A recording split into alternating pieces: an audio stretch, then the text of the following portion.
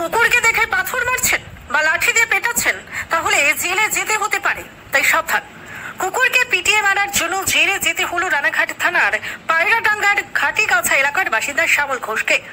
দেশ জুড়ে যখন পথ কুকুর নিয়ে আন্দোলনে নামে পশুপ্রেমীরা, চাপে সিদ্ধান্ত বদল করতে বাধ্য হয় সুপ্রিম কোর্ট। চাপে পড়ে দিল্লির রাজ্য সরকার ও মুখ্যমন্ত্রী রেখা গুপ্তা। ঠিক দিল্লির রাজ্য সরকারের উল্টো পথে হাঁটলেন বাংলার নদিয়া জেলার রানাঘাট থানা। গতকাল রানাঘাট থানার পায়রাডাঙ্গা অঞ্চলে একটি সুস্থ পথ কুকুরকে বাড়িতে যাওয়ার অপরাধে পিটিয়ে নির্মমভাবে হত্যা করে শ্যামল ঘোষ। সোশ্যাল মিডিয়াতে ছবি ভাইরাল হতেই ক্ষোভে ফেটে পড়ে রানাঘাটের আনুলিয়ার এক পশুপ্রেমী এনজিও।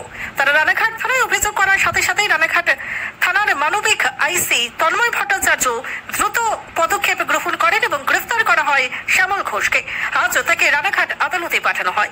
রানাঘাট থানার আইসির হেন মানবিক পদক্ষেপকে ধন্যবাদ জানিয়েছেন পশুপ্রেমী থেকে রানাঘাটের মানুষ। তারা বলেন, এই পৃথিবীতে বাঁচার অধিকার সবার আছে।